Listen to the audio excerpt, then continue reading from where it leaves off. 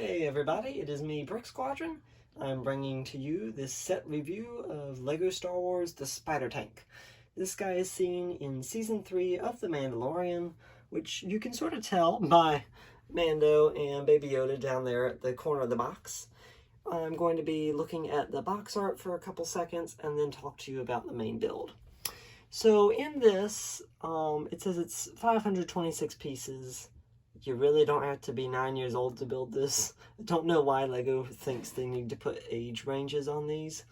2 minifigures, Mando and Bo-Katan, and then you also get Baby Yoda. Alright, so the back of the box is reasonable.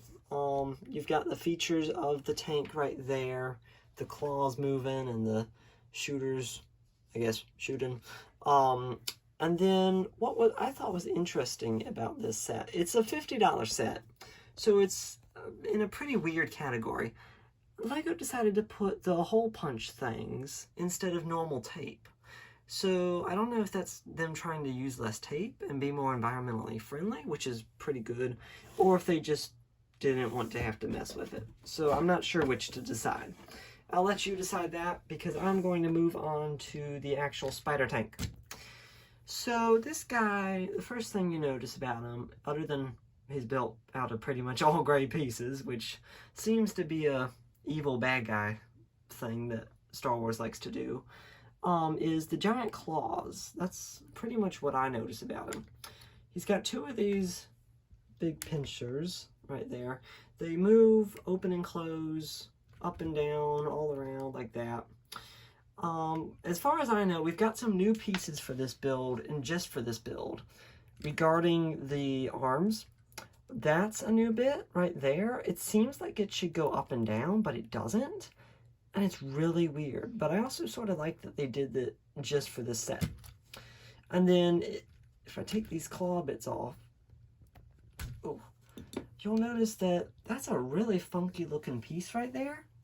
And it's basically like they took a 1x2 round bit and then put another one on top with a little bit of some bars in between so you can clip these on.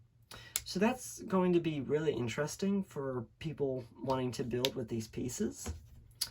The head of this guy goes down a bit, just that one, so he can look at stuff on the floor as he's walking and not trip. He's got 2 red eyes right there, and then like these pincher mouth things. Not entirely sure what they were doing there. And then he's got like these weird round circle things all over him. I guess they're like lights or something. Hoses that go down underneath into his chest.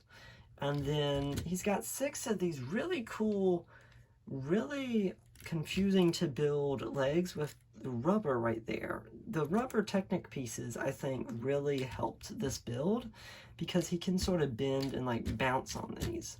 So you can have him be walking like that.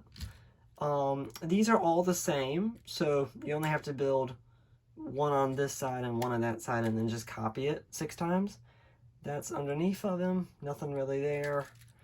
And then another feature that was not seen in The Mandalorian is he has a cannon. Yeah, I think Mando would be a bit more scared of him if they actually had this in the show where like a cannon pops up out of the back of him. You guys know how I am about stud shooters, so I'm going to take this off as soon as I'm done with the review. But it's not really something necessary for you to mess with, as long as you don't open that up. He's got like a little space down there, so if you want to pop like the Mandalorian or some other minifigure in there, I think that's pretty cool, like a little prison area. Not much room though once you push this back down. So pretty cool build, lots of technical pieces, but he moves around a lot, very cool. I'm liking the build a lot. The minifigures are even better. Baby Yoda is the same Baby Yoda as we've always got, just the normal head and everything. Bo-Katan is a completely new minifigure, and as far as I know, exclusive to this set. So unlike the one in the Mandalorian Starfighter set from the Clone Wars, she's basically a lighter blue with new printing, arm printing, which I was super excited about. with the night owl symbols right there on her arms. And then that's a new helmet piece. Well, not a new helmet piece, but new print on the helmet. And then you get her head with a normal face, and then a bit of a mad face right there. And then 2 Mandalorian blasters, and then new printing there. Lots of shiny Mandalorian armor. And she looks like she's sort of wearing sandals. It's kind of funny. She also does come with this hair bit, which I think they could have done without, because that really is not looking like Bo-Katan with the hair. I think they could have done a bit better on that, but it's always nice to have something included. So that's her out the way. Mando has a new helmet piece. The printing on this is a lot better compared to the old Mando. Not sure if you can really see it because it's so tiny and the light's getting on it. But there's like this strip bit right there on top of his helmet. And then that's printed, the darker lines right there. Other than that, it's the normal minifigure of Mando. He does have a new head. First time I've seen Mando have a printed head. No double face though. So yeah, kind of weird face for him. He's like, what's going on, guys? But the thing I was also excited about is the Darksaber piece, because so far all of LEGO's Darksabers have been just black lightsaber blades, and you get a extra Darksaber piece which you can use to just make 2 Darksabers.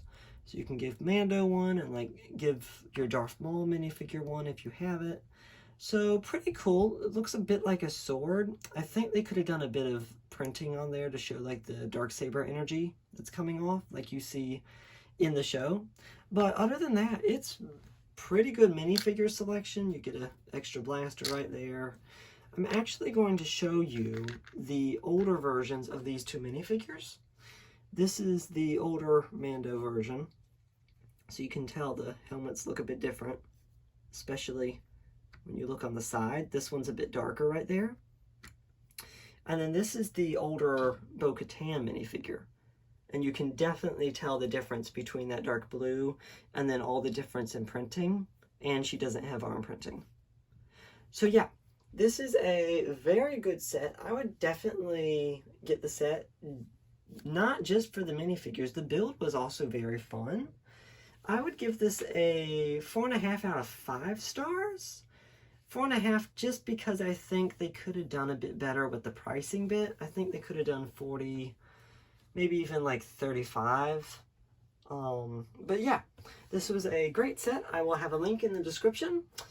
Subscribing is free if you want to do that. It helps out the channel a lot. And I thank you for watching. Bye, guys.